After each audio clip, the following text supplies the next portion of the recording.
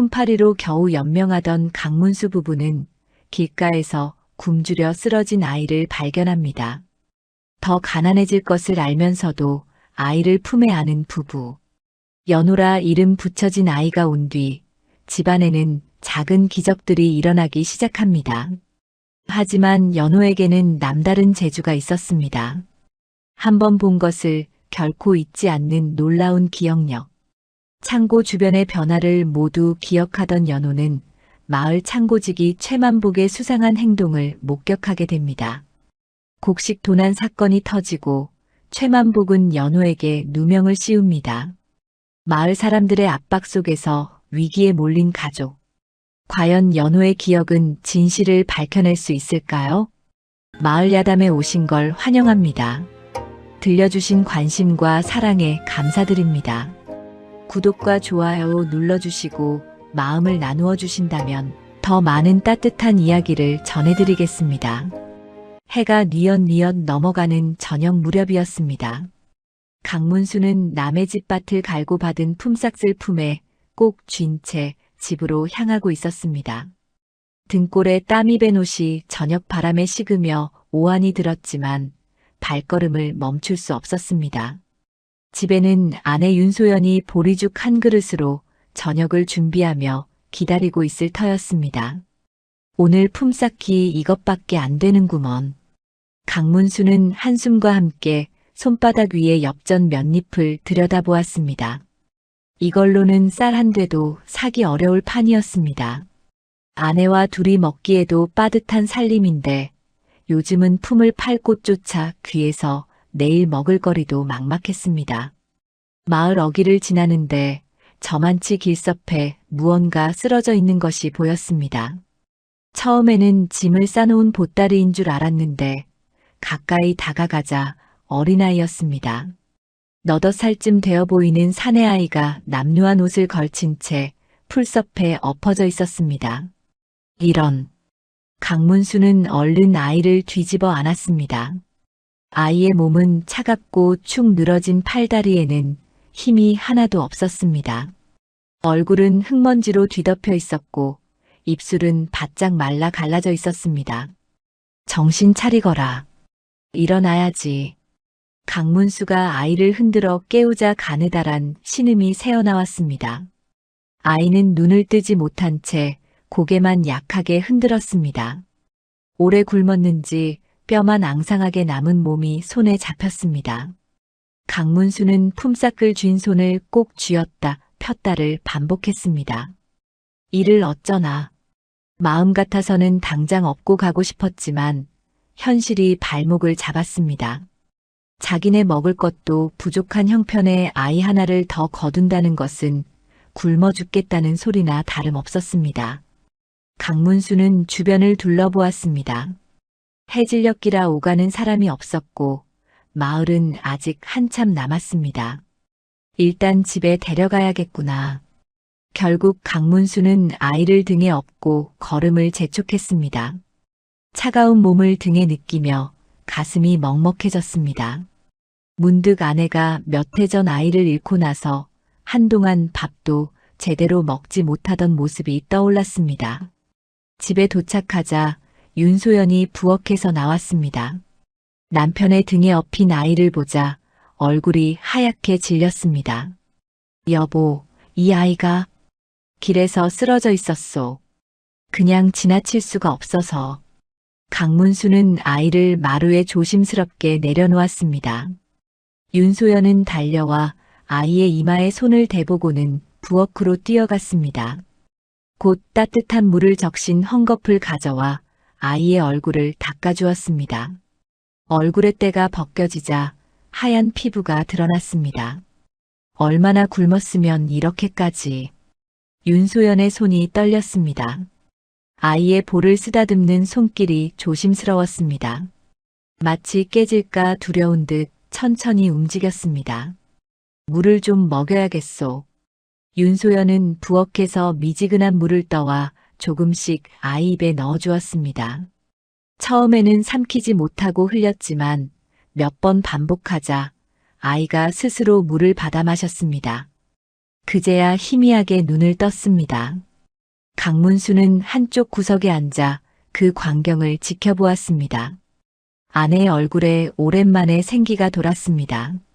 아이를 돌보는 손길이 너무도 자연스러웠습니다. 마치 제 자식을 돌보는 것처럼 말입니다. 여보, 이 아이를. 강문수가 입을 열려다 말았습니다. 무슨 말을 해야 할지 알면서도 차마 입 밖으로 내기가 어려웠습니다.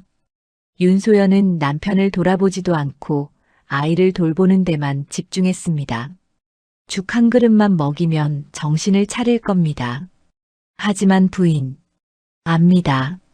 우리 형편이 어떤지 압니다. 윤소연은 아이를 품에 안은 채 남편을 바라보았습니다. 눈가가 촉촉이 젖어 있었습니다. 그래도 이 아이를 그냥 둘 수는 없습니다. 제발 하룻밤만이라도.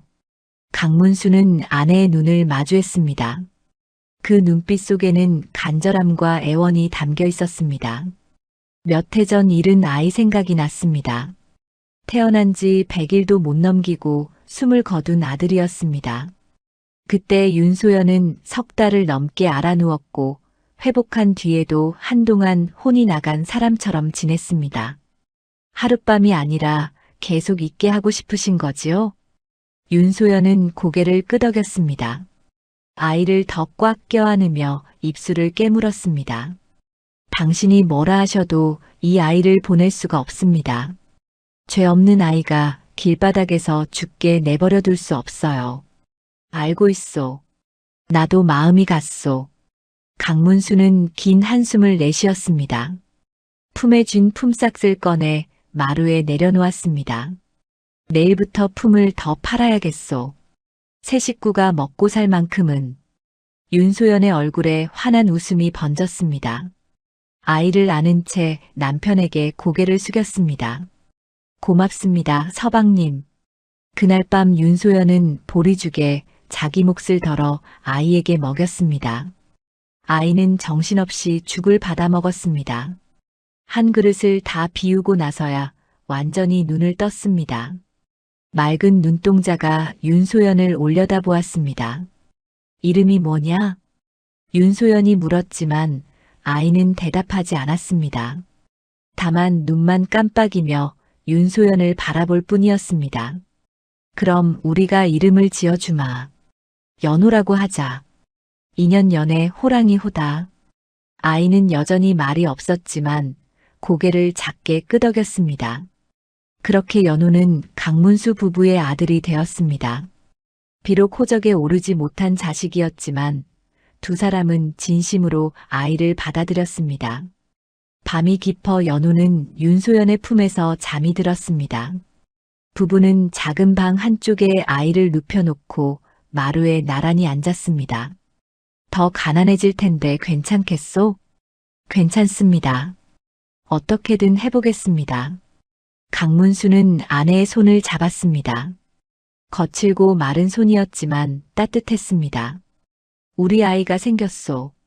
윤소연은 눈물을 닦으며 고개를 끄덕였습니다. 두 사람은 오랫동안 말없이 앉아 있었습니다. 가난은 여전했지만 마음만은 풍요로웠습니다. 작은 집에 새로운 생명이 깃들었고 그것만으로도 충분했습니다. 연호가 집에 온 지 보름이 지났습니다. 강문수는 새벽부터 밤늦게까지 품을 팔러 다녔고 윤소연은 바느질과 빨래를 해주며 푼돈을 모았습니다. 먹을 것이 부족해질까 걱정했지만 이상하게도 쌀독이 예전보다 천천히 줄어들었습니다. 이상하네요. 윤소연은 쌀독 뚜껑을 열어 안을 들여다보았습니다. 분명 엊그제 쌀을 한 돼 퍼냈는데 도간의 쌀이 그때보다 많아 보였습니다. 눈이 잘못 본 것인가 싶어 다시 보았지만 착각이 아니었습니다. 서방님, 혹시 쌀을 더 사오셨습니까? 무슨 소리요? 품삯도 제때 못 받는 형편에 쌀을 살 돈이 어디 있소? 강문수도 고개를 갸웃했습니다. 하지만 두 사람은 곧 이야기를 다른 데로 돌렸습니다. 혹여 하늘이 도운 것이라 여기고 감사히 받아들이기로 했습니다. 며칠 뒤에는 또 다른 일이 생겼습니다. 강문수가 밭에서 쓰던 호미자루가 부러져 있었는데 어느 날 아침 보니 멀쩡하게 고쳐져 있었습니다. 자루에 새끼줄을 단단히 감아 쓸 수 있게 만들어 놓았습니다. 부인, 이거 부인이 고친 거요? 아닙니다. 저도 모르는 일인데요. 윤소연은 호미를 이리저리 살펴보았습니다. 솜씨가 보통이 아니었습니다. 자루를 감은 새끼줄이 빈틈없이 촘촉했고 손잡이 부분은 헝겊으로 감싸잡기 편하게 해놓았습니다. 밤사이에 누가 고쳐준 것인가? 강문수는 주변을 둘러보았지만 흔적은 없었습니다. 마당에는 연호만 쪼그려 앉아 땅바닥에 나뭇가지로 그림을 그리고 있었습니다.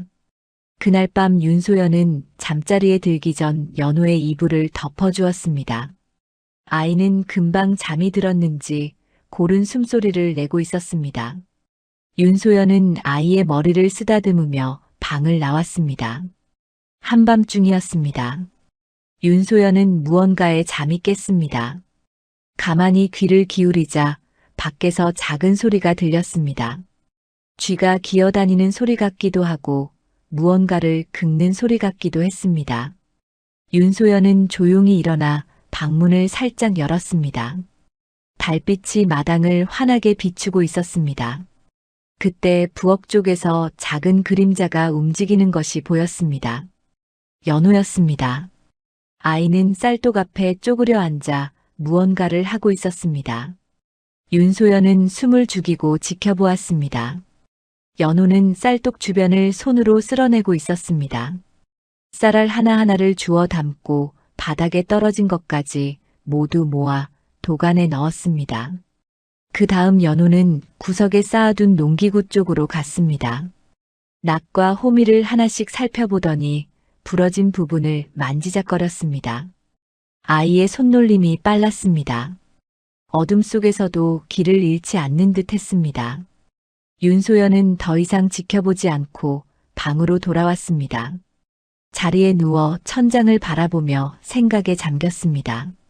아이가 밤마다 일어나 집안일을 돕고 있었던 것입니다. 그것도 아무도 모르게 말입니다. 불쌍한 것. 은혜를 갚으려고 저러는구나. 윤소연의 눈가가 뜨거워졌습니다. 어린 것이 무슨 잠을 설쳐가며 일을 한단 말입니까? 당장이라도 나가서 그만하라고 말하고 싶었지만 참았습니다. 아이가 미안한 마음에 저러는 것이라면 들킨다는 것이 아이에게 부담이 될 터였습니다. 다음 날 아침 윤소연은 일부러 모르는 척했습니다. 연호가 일어나자 밥상을 차려주며 말했습니다. 연호야, 잘 잤느냐? 예. 연호는 고개만 까딱했습니다. 여전히 말이 적었지만 예전보다는 표정이 밝아졌습니다. 윤소연은 아이 그릇에 반찬을 더 얹어주었습니다. 많이 먹어라. 자라는 아이는 밥을 많이 먹어야 한다. 연호는 윤소연을 올려다보며 작게 웃었습니다. 그 웃음이 윤소연의 가슴을 따뜻하게 했습니다. 강문수도 집안의 변화를 눈치채고 있었습니다. 부러진 농기구가 고쳐져 있고 마당이 예전보다 깨끗하게 쓸려 있었습니다. 장독대 주변에 자라던 잡초도 어느새 뽑혀 있었습니다. 연호 때문인가? 강문수는 마당에서 놀고 있는 연호를 바라보았습니다. 아이는 여전히 조용했고 시키는 일만 했습니다. 밥을 먹을 때도 소리 내지 않고 먹었고 잠잘 때도 뒤척이지 않았습니다. 너무 착하구나. 강문수는 흐뭇하면서도 한편으로는 마음이 무거워졌습니다. 아이가 눈치를 보며 사는 것 같아 마음이 아팠습니다.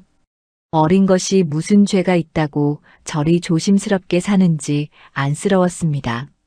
연호야, 이리 오너라. 강문수가 손짓하자 연호가 다가왔습니다. 강문수는 아이를 무릎에 앉히고 머리를 쓰다듬었습니다. 너는 우리 아들이다. 눈치 보지 말고 편하게 지내거라. 연호는 고개를 끄덕였지만 눈빛은 여전히 조심스러웠습니다. 강문수는 아이를 꼭 안아주었습니다.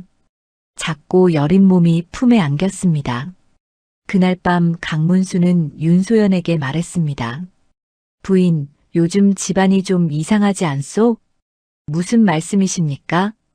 윤소연은 모르는 척했지만 얼굴에는 미소가 번졌습니다. 쌀독도 천천히 줄고 농기구도 저절로 고쳐지고 말이오. 연호가 온 뒤로 이런 일들이 생기는데 하늘이 돕는 것이겠지요. 하늘이라. 강문수는 고개를 끄덕였습니다. 정말 하늘이 돕는 것인지도 모릅니다. 가난한 집에 아이 하나 더 생겼는데 오히려 살림이 나아지는 것을 보면 말입니다. 연호를 거둔 것이 잘한 일인가 봅니다. 윤소연이 남편의 손을 잡으며 말했습니다. 그런 것 같소. 복을 데려온 것이오. 두 사람은 마주보며 웃었습니다. 밤은 깊어갔고 방 안쪽에서는 연호의 잔잔한 숨소리가 들렸습니다. 하지만 강문수의 마음 한구석에는 불안이 자리 잡고 있었습니다. 이런 평온이 언제까지 이어질까 하는 걱정이었습니다. 아이가 어디서 왔는지도 모르고 부모가 누군지도 모릅니다. 혹여 나중에 문제가 생기지는 않을까 하는 두려움이 밤마다 찾아왔습니다. 부디 아무 일 없기를. 강문수는 속으로 빌며 잠자리에 들었습니다. 옆에서는 윤소연이 편안한 얼굴로 잠들어 있었습니다. 아이를 얻은 뒤로 아내의 얼굴에서 웃음이 늘었습니다. 그것만으로도 감사한 일이었습니다. 달빛이 창문을 통해 방 안을 비쳤습니다. 고요한 밤이었습니다. 하지만 그 고요함 속에서 작은 움직임이 있었습니다. 연호가 조용히 일어나 밖으로 나갔습니다. 아이는 부엌으로 가서 쌀독 주변을 정리했습니다. 떨어진 쌀알을 주워 담고 독뚜껑을 단단히 닫았습니다. 그 다음 마당으로 나가 쓸지 않은 곳을 비질했습니다. 달빛 아래서 작은 그림자가 부지런히 움직였습니다. 연호는 아무 말 없이 일했습니다. 소리 내지 않고 조용히 움직였습니다. 모든 일을 마치고 나서야 방으로 돌아와 자리에 누웠습니다. 아이의 얼굴에는 만족스러운 표정이 어려 있었습니다. 새벽이 밝아올 때까지 집안은 고요했습니다. 가난한 집이었지만 따뜻함으로 가득했습니다. 아이가 온 뒤로 집안에 작은 기적들이 일어나고 있었습니다. 그 기적의 정체를 아는 사람은 윤소연 뿐이었지만 그는 입을 다물고 있었습니다. 저 아이가 편하게 지낼 수 있다면 그것으로 충분하다. 윤소연은 잠결에도 미소를 지었습니다. 오랜만에 행복한 꿈을 꾸고 있었습니다. 한 달이 지나자 연호는 집안 구석구석을 다 알게 되었습니다. 윤소연이 바느질감을 어디에 두었는지, 강문수의 낫이 어느 구석에 있는지 한 번만 보고도 기억했습니다. 연호야, 부엌에 있는 바가지 좀 가져다 주렴. 윤소연이 빨래를 하다 말고 부탁하자 연호는 곧장 부엌으로 달려갔습니다. 잠시 뒤 바가지를 들고 나왔는데 윤소연이 필요한 것이 바로 그것이었습니다. 어머, 이걸 어찌 알았느냐? 아까 어머니께서 이것으로 물을 떠쓰셨습니다. 연호의 대답에 윤소연은 고개를 갸웃했습니다. 아침에 잠깐 쓴 것을 아이가 기억하고 있다니 신기했습니다. 그래, 고맙구나. 윤소연은 아이의 머리를 쓰다듬었습니다. 연호는 씩 웃으며 다시 마당으로 나갔습니다. 며칠 뒤에는 장날이었습니다. 윤소연은 연호의 손을 잡고 장터로 갔습니다. 팔 물건은 없었지만 구경도 시킬 겸 데리고 나왔습니다. 연호는 처음 가는 장터를 신기한 듯 두리번거렸습니다. 연호야, 길 잃지 말고 어머니 손 꼭 잡고 있어라. 예, 어머니. 장터는 사람들로 북적였습니다. 생선을 파는 아낙네의 목소리, 과일을 외치는 장사꾼의 소리, 곳곳에서 흥정하는 소리가 뒤섞였습니다. 연호는 조용히 주변을 둘러보며 걸었습니다. 윤소연은 천을 파는 가게 앞에 잠시 멈춰 섰습니다. 바느질감을 사고 싶었지만 돈이 부족해 구경만 하고 있었습니다. 부인, 이 무명천이 질이 아주 좋습니다. 한 필에 단량만 주시면 됩니다. 아이고, 너무 비싸네요. 윤소연은 아쉬운 듯 천을 쓰다듬다가 발걸음을 돌렸습니다. 연호는 그 모습을 지켜보고 있었습니다. 장터를 한 바퀴 돌고 집으로 돌아오는 길이었습니다. 윤소연은 연호에게 물었습니다. 장터가 재미있었느냐? 예. 사람이 많았습니다. 무엇이 제일 기억에 남느냐? 연호는 잠시 생각하더니 또박또박 말했습니다. 천을 파는 아저씨가 무명천 한 필에 단량이라 했습니다. 생선 파는 아주머니는 고등어 한 마리에 20문이라 했고요. 곡식 파는 할아버지는 쌀 한 말에 5냥이라 했습니다. 윤소연은 걸음을 멈추고 연호를 내려다보았습니다. 아이가 장터를 한 바퀴 돈 것뿐인데 물건 값을 다 기억하고 있다니 놀라웠습니다. 연호야, 그걸 다 기억하고 있었느냐? 예. 제가 잘못 들었습니까? 아니다. 잘 들었다. 윤소연은 아이의 손을 꼭 잡았습니다. 보통 아이가 아니라는 생각이 들었습니다. 한번 들은 것을 이렇게 정확히 기억하다니 범상치 않았습니다. 저녁 무렵 윤소연은 남편에게 조용히 말했습니다. 서방님, 연호가 보통 아이가 아닌 것 같습니다. 나도 눈치챘소. 한번 본 것을 잊지 않더구먼. 신통한 일입니다. 한번 가르친 것은 2번 말할 필요가 없습니다. 윤소연은 낮에 있었던 일을 떠올렸습니다.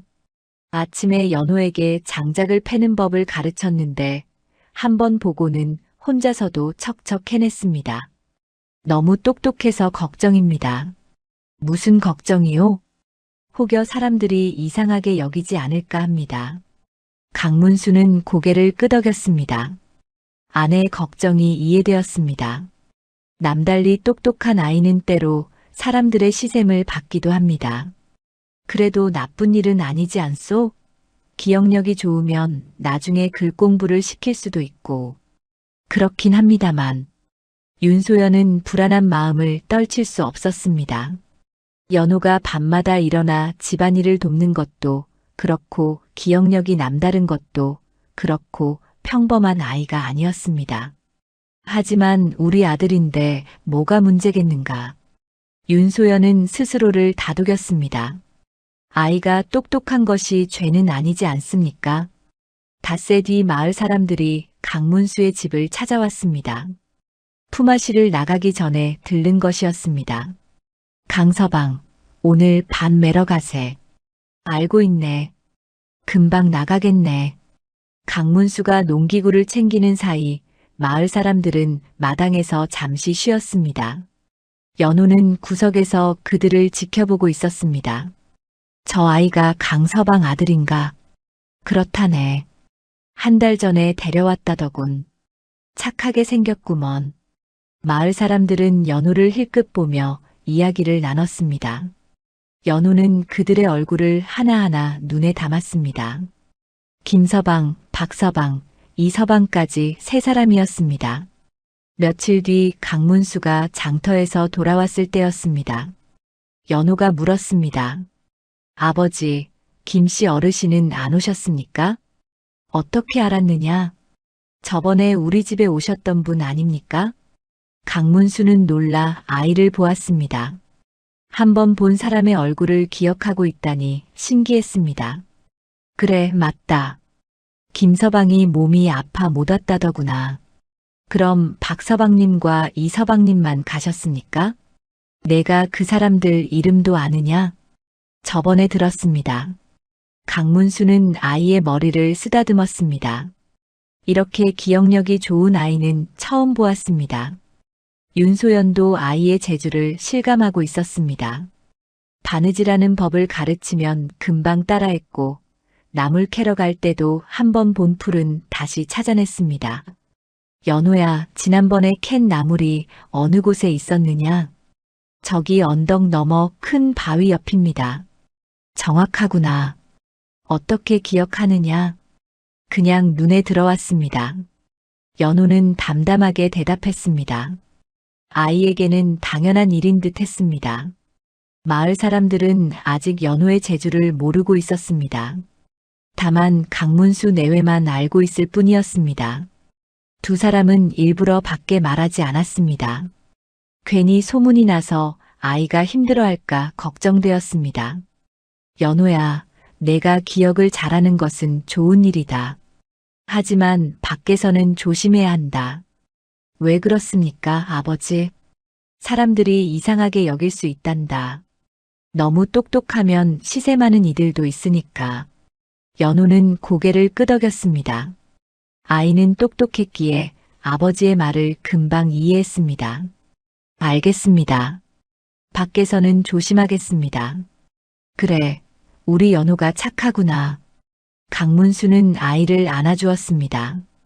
연호의 재주가 나중에 빛을 발할 날이 올 것입니다.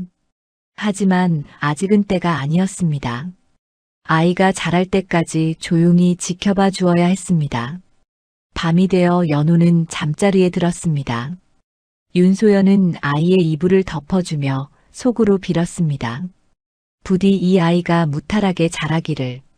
달빛이 방 안을 비쳤습니다. 연호는 평온한 얼굴로 잠들어 있었습니다. 아이의 머릿속에는 낮에 본 모든 것들이 차곡차곡 쌓여 있었습니다. 그 기억들이 언젠가 큰 힘이 되리라는 것을 아직 아무도 몰랐습니다. 2달이 지나면서 연호는 마을의 모든 것을 기억하게 되었습니다. 아침에 우물가에서 물을 깃는 아낙네들, 저녁에 소를 몰고 돌아오는 농부들, 장날마다 짐을 나르는 장사치들까지 하나하나 머릿속에 새겨두었습니다. 연호야, 오늘도 심부름 가자꾸나.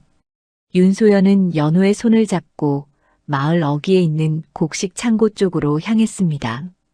강문수가 품을 팔기로 한 집이 바로 그 근처였습니다. 연호는 어머니를 따라가며 주변을 살폈습니다. 창고 앞에는 최만복이라는 사람이 서 있었습니다. 마을에서 곡식을 관리하는 창고직이었습니다. 최만복은 장부를 들고 무언가를 적고 있었습니다. 최 영감, 안녕하십니까? 윤소연이 인사하자 최만복은 고개만 까딱했습니다. 무뚝뚝한 사람이라 말수가 적었습니다. 연호는 그 모습을 지켜보며 창고 주변을 둘러보았습니다. 창고 문 옆에 쌓인 가마니, 그 옆에 빈수레, 담장에 기대어 놓은 삽과 지게. 연호는 모든 것의 위치를 눈에 담았습니다. 그리고 최만복이 창고 안으로 들어가는 모습도 놓치지 않았습니다. 며칠 뒤 연호는 또다시 그곳을 지나게 되었습니다. 이번에는 아버지를 따라 나선 길이었습니다. 연호는 창고를 보며 고개를 갸웃했습니다. 아버지, 창고 앞에 가마니가 줄었습니다. 뭐라고? 강문수는 연호의 말에 창고를 바라보았습니다. 하지만 그에게는 별다를 것이 없어 보였습니다. 며칠 전에는 10개가 있었는데 지금은 6개뿐입니다. 내가 그걸 어떻게 아느냐? 지난번에 세어보았습니다. 강문수는 놀라 아이를 내려다보았습니다. 가만히 개수를 세다니 기특하기도 하고 신기하기도 했습니다. 그래, 잘 보았구나. 강문수는 그저 아이가 관찰력이 좋다고만 생각했습니다. 연호가 모든 것을 기억하고 있다는 사실은 미처 깨닫지 못했습니다. 장날이 돌아왔습니다. 연호는 이번에도 윤소연과 함께 장터에 갔습니다. 장터를 돌며 연호는 곡식값을 유심히 들었습니다. 쌀 한 말에 단량입니다. 보리 한 말에 선양입니다. 장사치들이 외치는 값을 연호는 놓치지 않고 기억했습니다. 그리고 지난 장날의 값과 비교했습니다. 쌀값이 다푼 올랐고 보리값은 그대로였습니다. 집으로 돌아오는 길에 연호는 혼잣말처럼 중얼거렸습니다. 지난 장날보다 쌀값이 올랐습니다. 윤소연은 아이의 말을 듣고 놀랐습니다. 연호야, 지난 장날 값을 기억하고 있느냐? 예. 그때는 단량에서 다푼을 뺀 값이었습니다. 아이고, 정말 똑똑하구나. 윤소연은 아이의 머리를 쓰다듬었습니다. 하지만 한편으로는 걱정이 되었습니다. 이렇게 세세한 것까지 기억한다면 혹여 문제가 생기지 않을까 하는 불안이 들었습니다. 밤이 되었습니다. 연호는 잠자리에 들었지만 한밤중에 조용히 일어났습니다. 밖에서 쥐가 창고를 기어다니는 소리가 들렸습니다. 연호는 부엌으로 가서 쥐를 쫓았습니다. 강문수는 마당에서 볼일을 보다가 그 모습을 보았습니다. 연호가 재빠르게 움직이며 쥐를 몰아내고 있었습니다. 쥐가 간 자리를 정확히 찾아가는 것이 신기했습니다. 저 아이가 어찌 쥐가 다닐 곳을 아는 걸까? 강문수는 고개를 갸웃했지만 깊이 생각하지는 않았습니다. 아이가 영리해서 그러려니 했습니다. 연호는 쥐를 쫓고 나서 부엌 구석을 살폈습니다. 낮에 보니 곡식 자루에 구멍이 나 있었던 것이 기억났습니다. 연호는 헝겊을 찾아 그 구멍을 막았습니다. 이튿날 윤소연은 곡식 자루가 멀쩡하게 막혀 있는 것을 보고 놀랐습니다. 어머, 이게 누가 막아 놓았지? 윤소연은 연호를 떠올렸습니다. 밤마다 일어나는 아이가 이것도 했을 것입니다. 윤소연은 아무 말 없이 미소만 지었습니다. 나흘이 지나고 또 장날이 돌아왔습니다.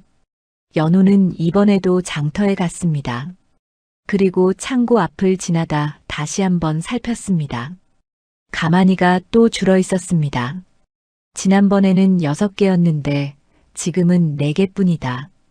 연호는 속으로 숫자를 세었습니다. 그리고 창고 문이 평소와 다르게 조금 열려 있는 것도 보았습니다. 최만복이 안에서 무언가를 하고 있었습니다.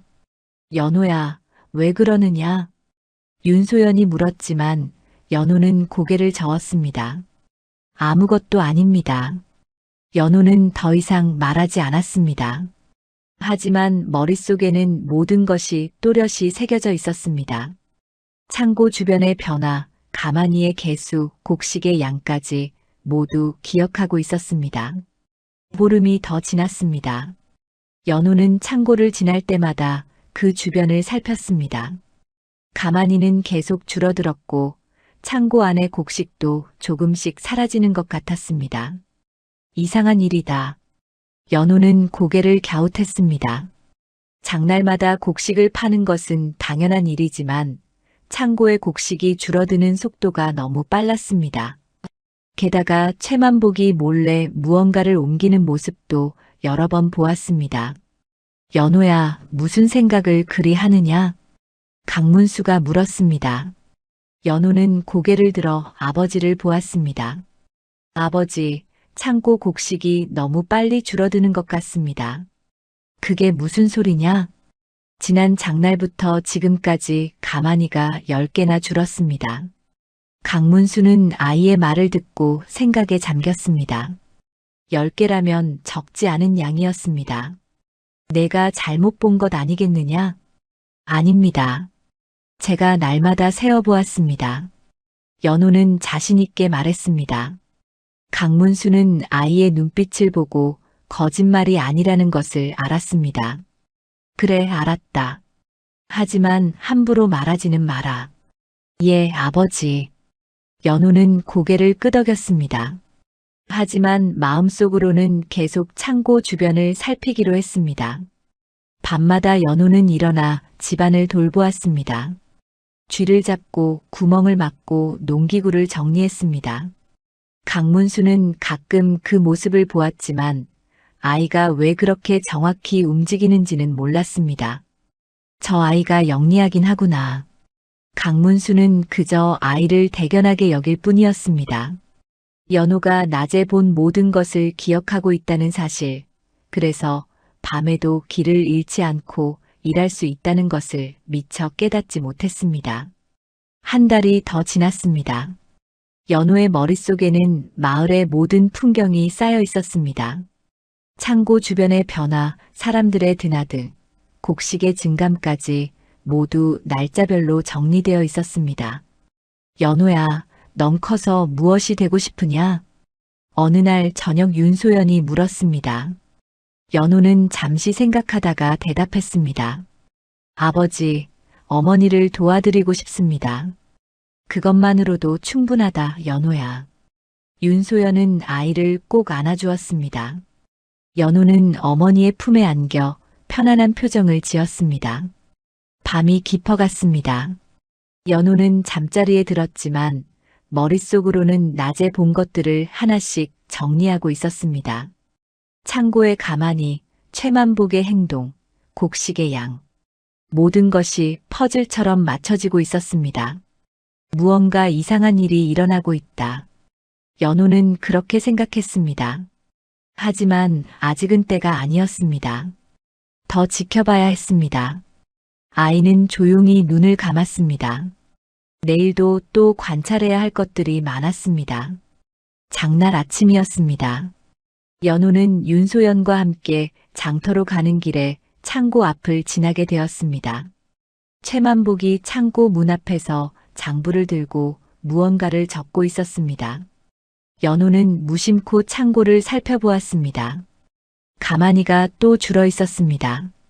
지난 장날에는 5개였는데 지금은 3개뿐이었습니다.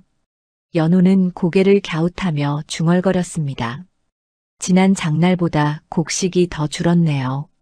작은 목소리였지만 최만복의 귀에 들어갔습니다. 최만복은 고개를 들어 연호를 보았습니다. 뭐라고 했느냐? 아무것도 아닙니다. 연호는 얼른 고개를 숙였습니다. 최만복의 눈빛이 날카로워진 것을 느꼈습니다. 너 지금 뭐라고 했느냐? 다시 말해보거라. 최만복이 다가오며 다그쳤습니다. 윤소연은 연호를 감싸며 말했습니다. 최영감, 아이가 무심코 한 말입니다. 무심코라니. 곡식이 줄었다는 말을 무심코 한단 말이오? 최만복의 얼굴이 굳어졌습니다. 연호는 고개를 들어 최만복을 바라보았습니다. 가마니가 지난번에는 5개였는데 지금은 3개입니다. 내가 어떻게 그걸 아느냐? 눈으로 봤습니다. 연호의 대답은 담담했습니다.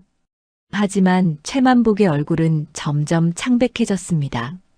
너 혹시 창고를 몇 번이나 봤느냐? 지나갈 때마다 봤습니다. 그래서 가마니가 장날마다 줄어들고 있습니다.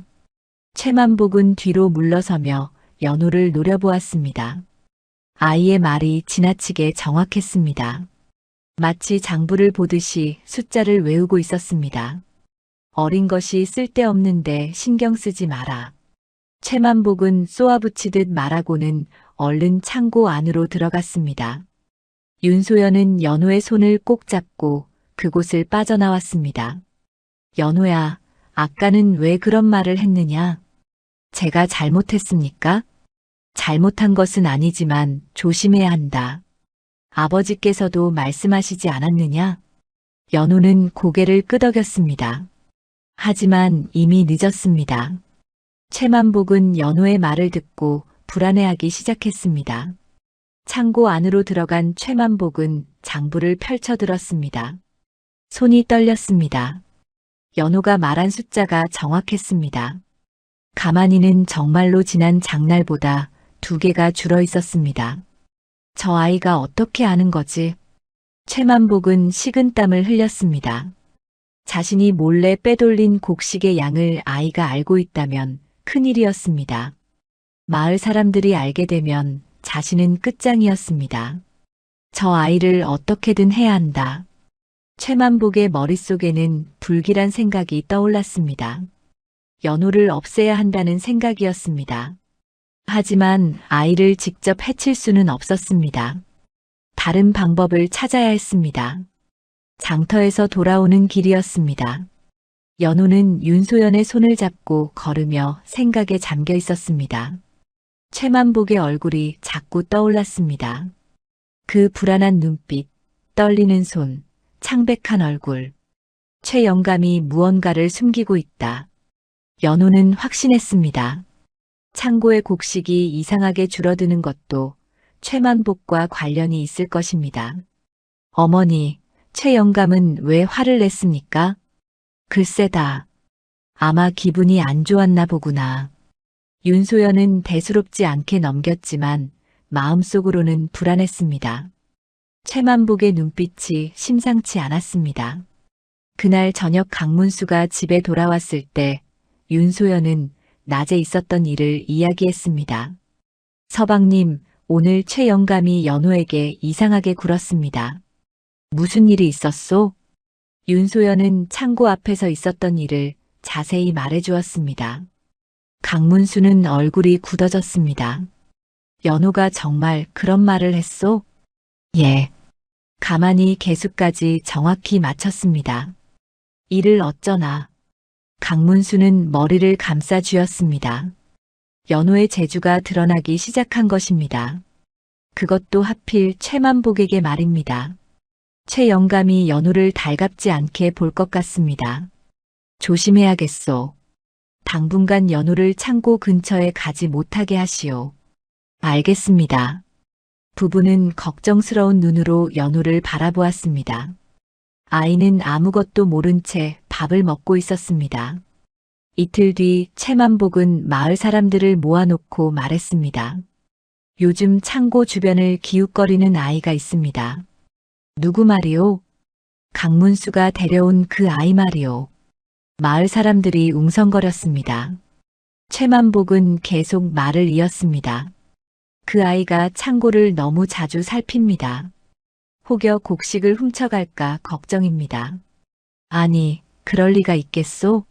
강문수 내외가 착한 사람들인데 사람 마음은 알 수 없는 법이오.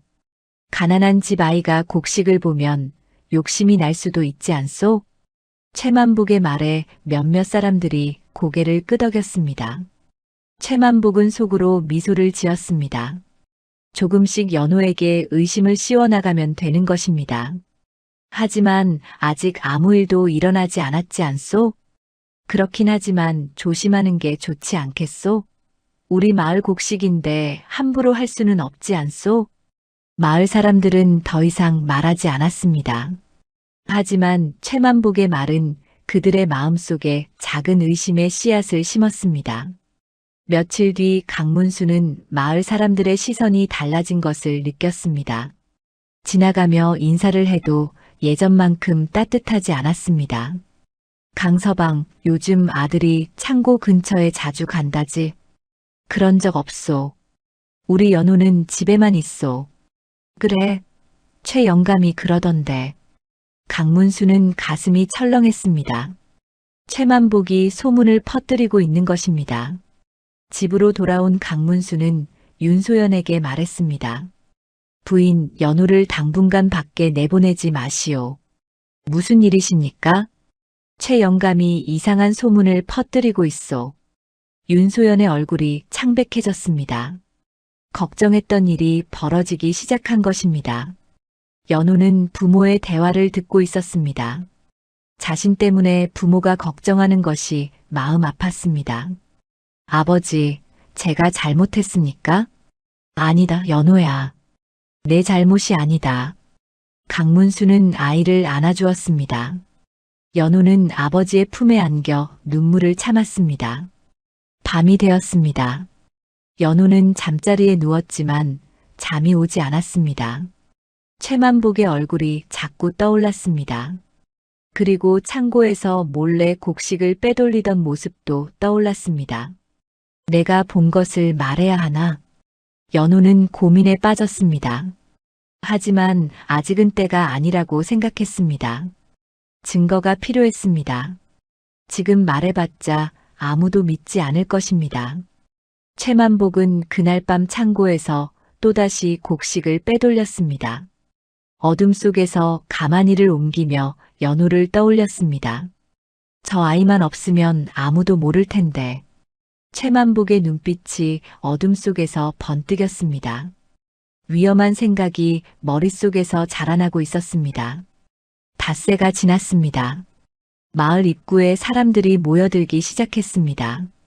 최만복이 큰 소리로 외치고 있었습니다. 여러분, 큰일이 생겼습니다. 창고의 곡식이 사라졌습니다. 마을 사람들이 웅성거렸습니다. 창고는 마을 공동의 재산을 보관하는 곳이었습니다. 그곳에 곡식이 사라졌다는 것은 심각한 문제였습니다. 얼마나 없어졌소? 가만히로 15개입니다. 사람들이 놀라 서로를 쳐다보았습니다. 15가만이면 적지 않은 양이었습니다. 도적이 든 것이요? 아닙니다. 창고 문은 멀쩡했습니다.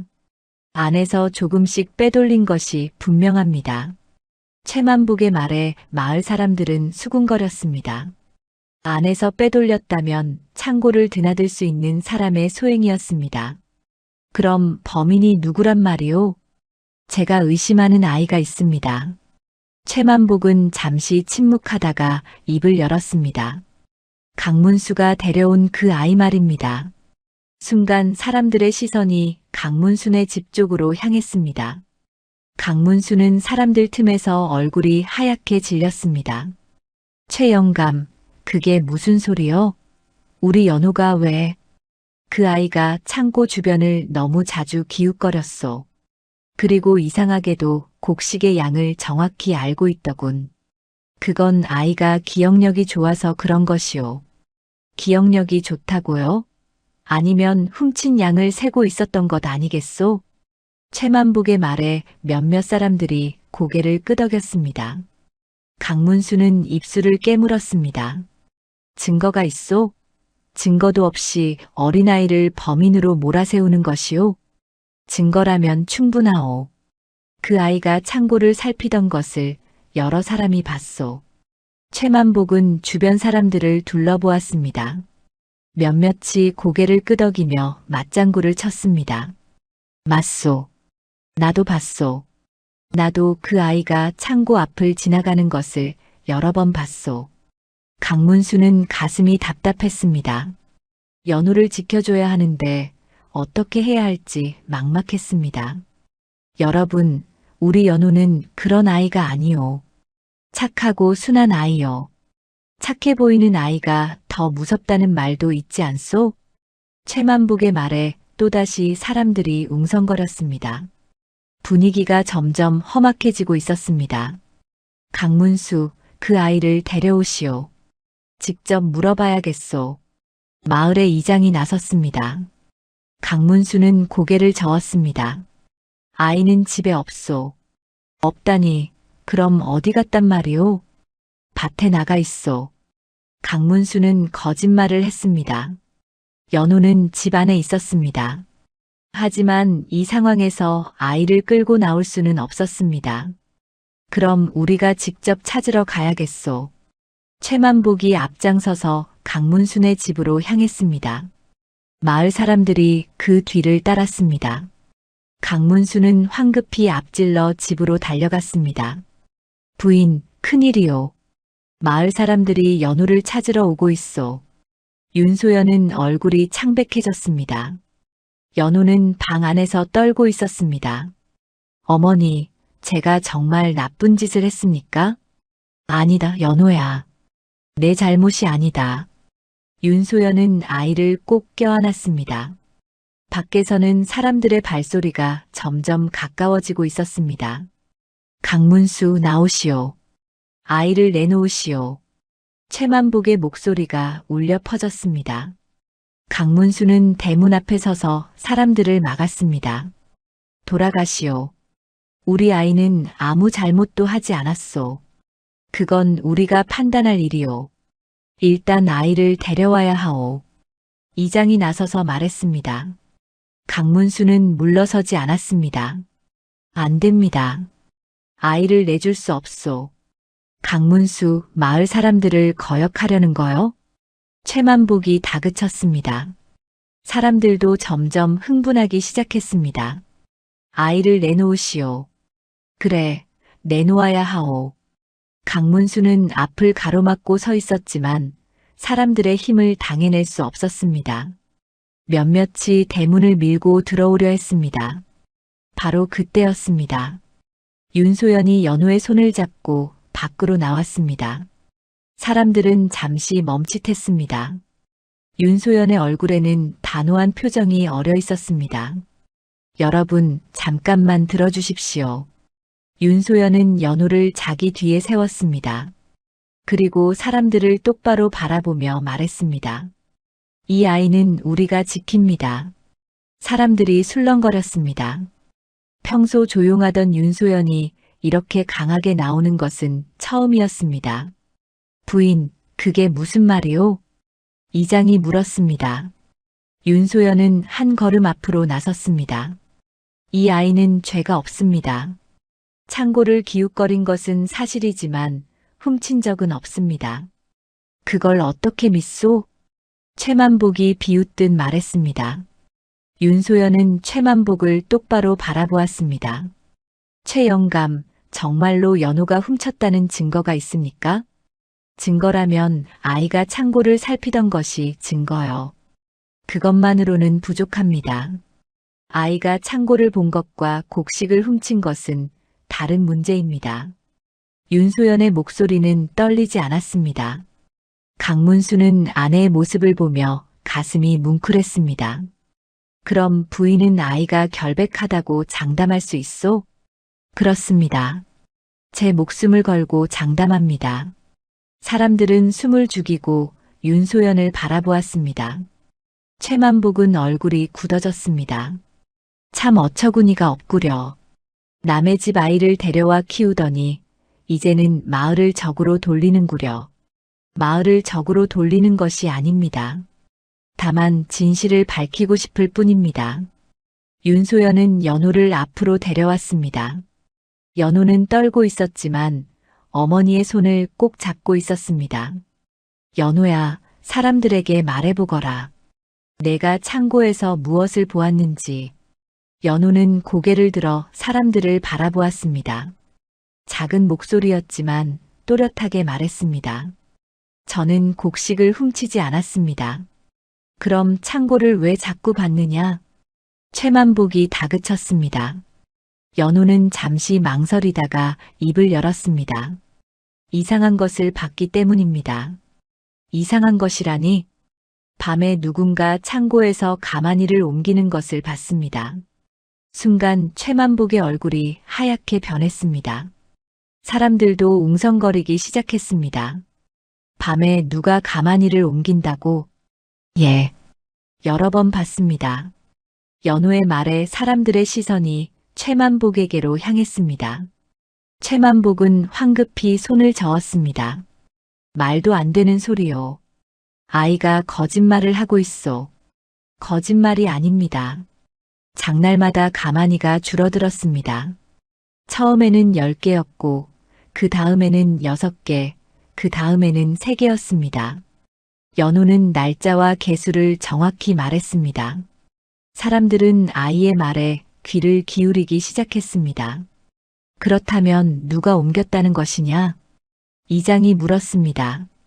연호는 최만복을 바라보았습니다. 말하지 않아도 그 눈빛만으로 모든 것이 전해졌습니다. 최만복은 뒷걸음질을 치며 소리쳤습니다. 이건 말도 안 되는 누명이요. 어린아이의 말을 어떻게 믿소? 하지만 아이의 말이 구체적이지 않소? 그건 아이가 영리해서 지어낸 것이오. 최만복은 변명했지만 목소리에 떨림이 섞여 있었습니다. 사람들은 그것을 놓치지 않았습니다. 윤소연은 연호를 뒤로 물리고 사람들 앞에 섰습니다. 여러분, 이 아이의 말이 사실인지 거짓인지 확인해 보시면 되지 않겠습니까? 어떻게 확인한다는 말이오? 창고를 조사하십시오. 그리고 곡식이 어디로 갔는지 찾아보십시오. 윤소연의 제안에 사람들이 고개를 끄덕였습니다. 이장이 나섰습니다. 좋소. 당장 창고를 조사하겠소. 최 영감, 창고 열쇠를 내놓으시오. 최만복은 더 이상 버틸 수 없었습니다. 떨리는 손으로 열쇠를 내밀었습니다. 그의 얼굴에는 공포가 어려 있었습니다. 마을 사람들은 창고로 향했습니다. 연호도 윤소연의 손을 잡고 그 뒤를 따랐습니다. 창고 문이 열리자 사람들은 안을 들여다보았습니다. 가마니들이 한쪽에 쌓여 있었습니다. 여러분, 제가 본 것을 말씀드리겠습니다. 연호가 앞으로 나섰습니다. 작은 몸이었지만 목소리만큼은 똑똑했습니다. 첫 번째 장날에 가만히는 20개였습니다. 그날 저녁 최 영감이 가만히 3개를 수레에 실었습니다. 뭐라고? 내가 그걸 어떻게 아느냐? 최만복이 소리쳤습니다. 연호는 최만복을 보지 않고 계속 말했습니다. 그 다음 장날에는 17개였습니다. 장날이 끝나고 또 2개가 사라졌습니다. 아이가 정확히 말하는구먼. 이장이 장부를 들여다보며 말했습니다. 장부에는 가만히 개수가 적혀 있었는데 연호의 말과 맞지 않았습니다. 장부에는 20개라고 적혀 있어. 장부가 거짓입니다. 제가 직접 세었습니다. 연호는 단호하게 말했습니다. 사람들이 서로를 쳐다보았습니다. 그럼 계속 말해보거라. 이장이 말했습니다. 연호는 고개를 끄덕이고 이어서 말했습니다. 3번째 장날에는 15개였습니다. 그날 밤에 최 영감이 수레를 몰고 왔습니다. 그리고 가만히 4개를 실어갔습니다. 내가 언제 그랬다는 거냐? 최만복이 발버둥 쳤습니다. 하지만 사람들은 이미 연호의 말을 믿기 시작했습니다. 그날은 보름달이 뜬 밤이었습니다. 달빛이 밝아서 잘 보였습니다. 연호의 기억은 정확했습니다. 보름달이 뜬 날짜까지 맞아떨어졌습니다. 그 다음 장날에는 11개였습니다. 그리고 지난 장날에는 5개였습니다. 오늘은 3개만 남아 있습니다.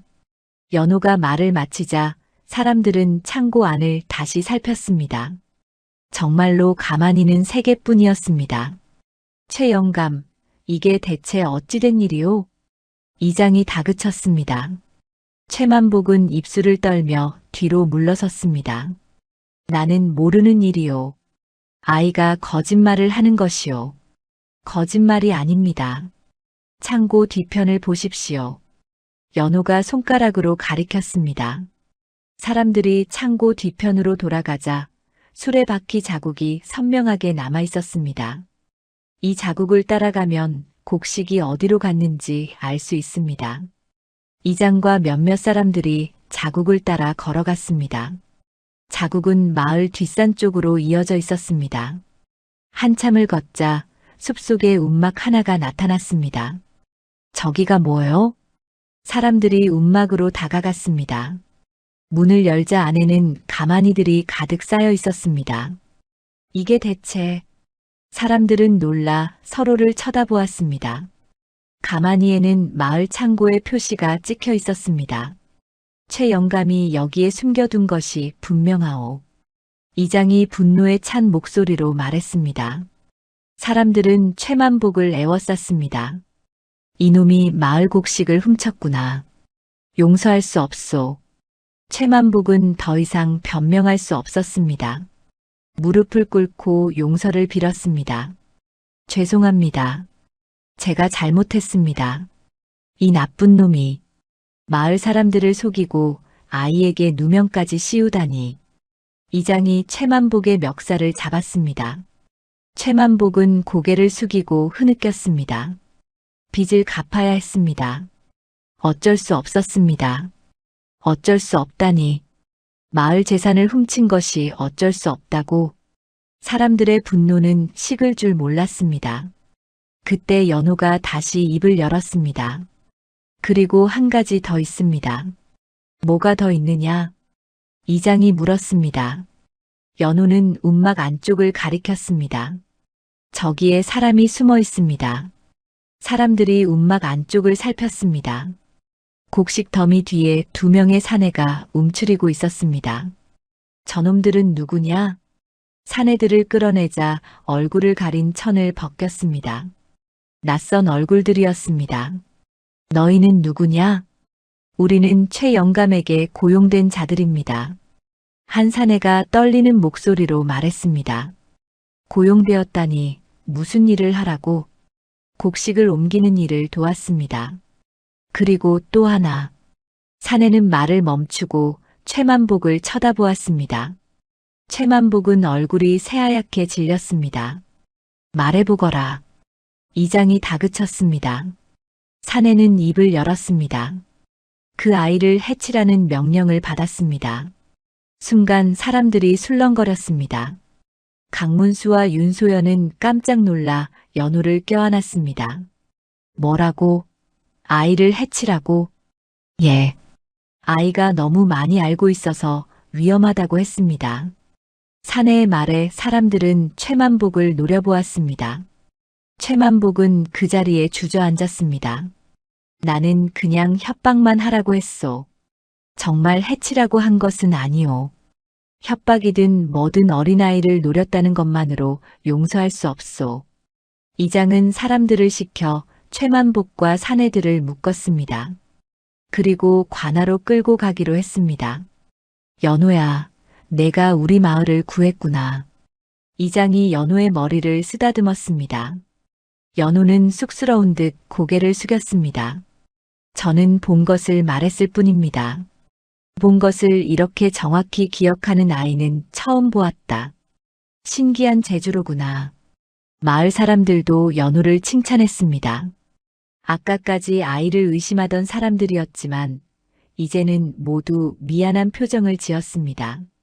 강서방, 미안하오. 우리가 섣불리 판단했소. 괜찮소. 진실이 밝혀졌으니 다행이요. 강문수는 연호를 안아 올렸습니다. 연호는 아버지의 품에 안겨 편안한 얼굴을 했습니다. 윤소연은 눈물을 훔쳤습니다. 아이를 지켜냈다는 안도감에 다리가 후들거렸습니다. 여보, 잘하셨소.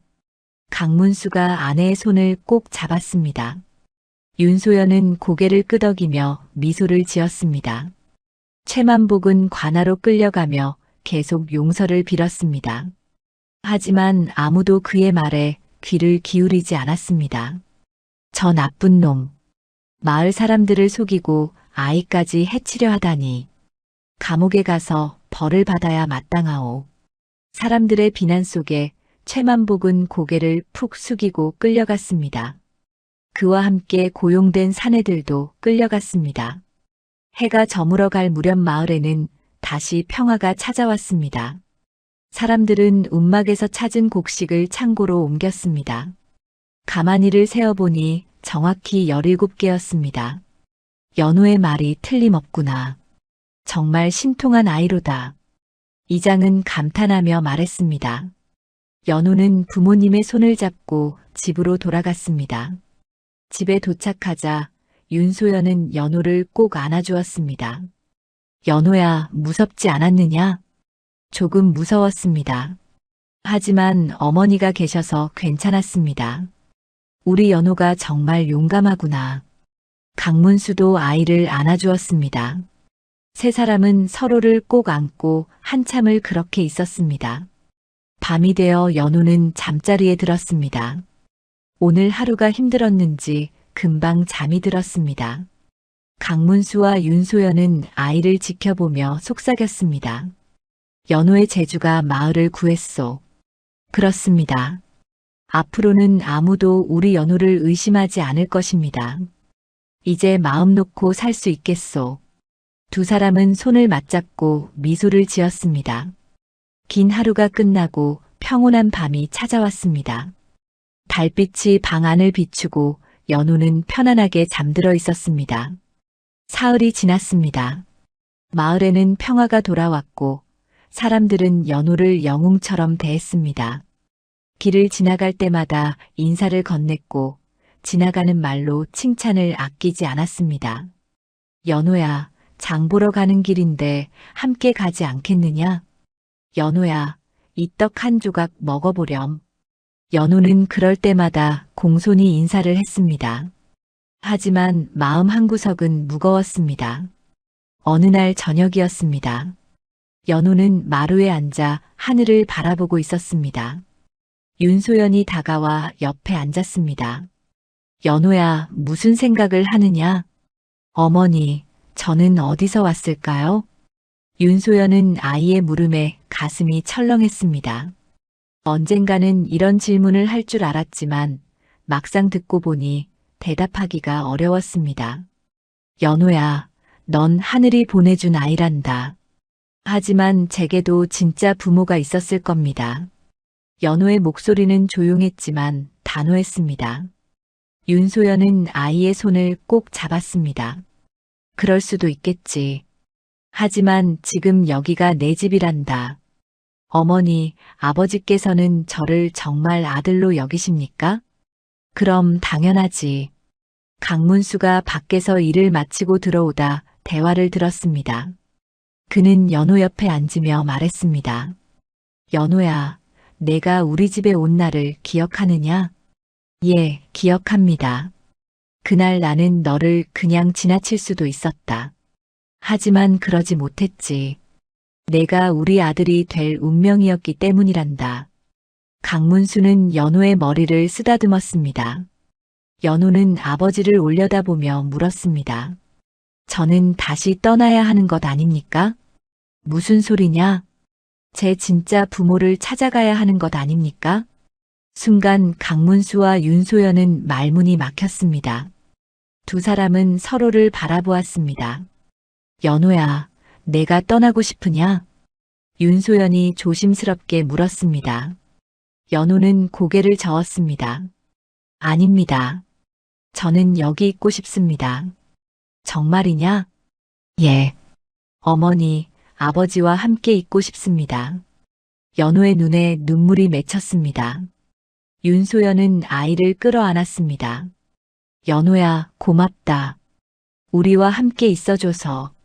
강문수도 두 사람을 안아주었습니다.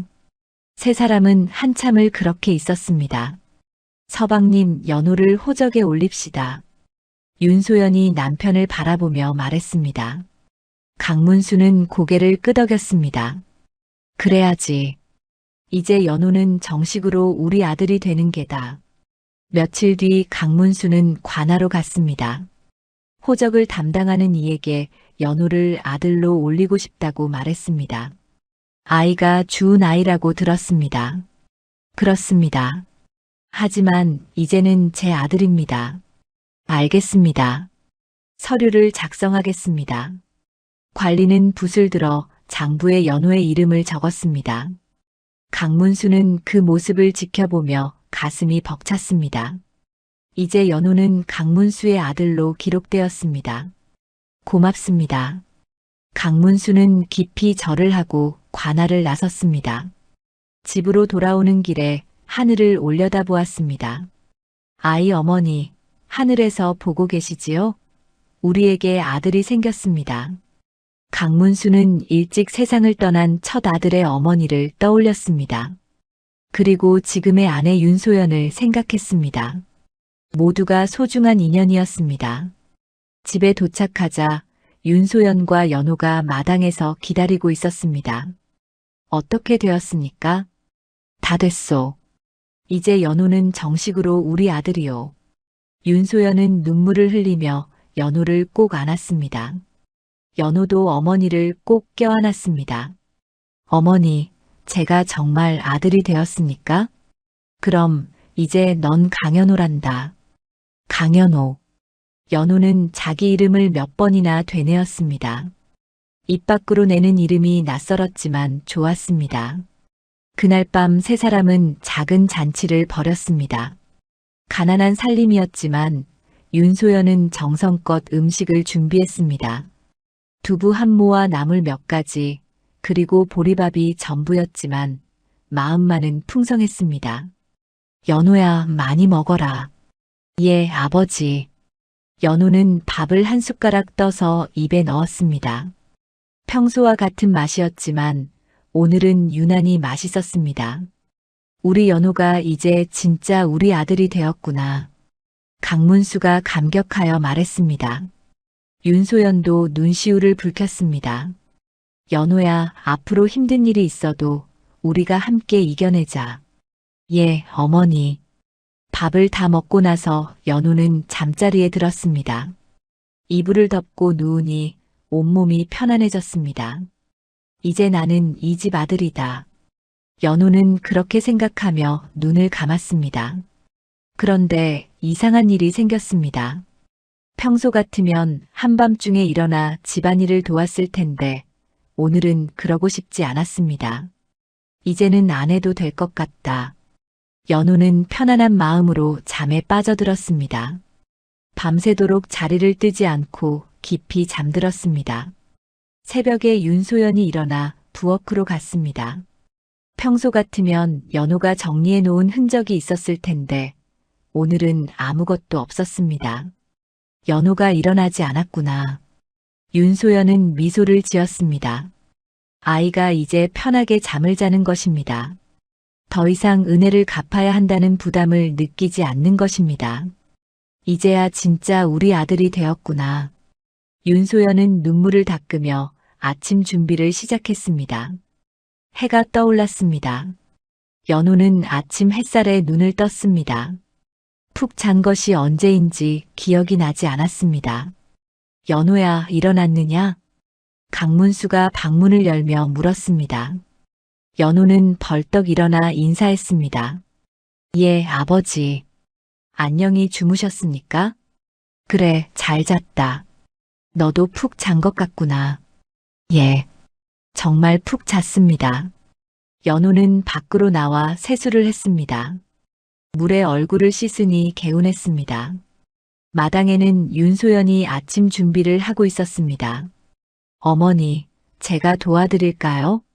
아니다. 오늘은 어머니가 다 할 테니 너는 쉬어라. 하지만 괜찮다. 내가 어제 고생 많이 했잖니. 윤소연은 연우의 머리를 쓰다듬었습니다. 연우는 쑥스러운 듯 웃었습니다. 아침 식사를 마치고 연우는 마당에 나가 놀았습니다. 평소에는 일을 도와야 한다는 생각에 마음껏 놀지 못했는데 오늘은 달랐습니다. 연우야, 재미있느냐? 강문수가 물었습니다. 연우는 환하게 웃으며 대답했습니다. 예, 정말 재미있습니다. 그래, 많이 놀아라. 넌 아직 어린아이니까.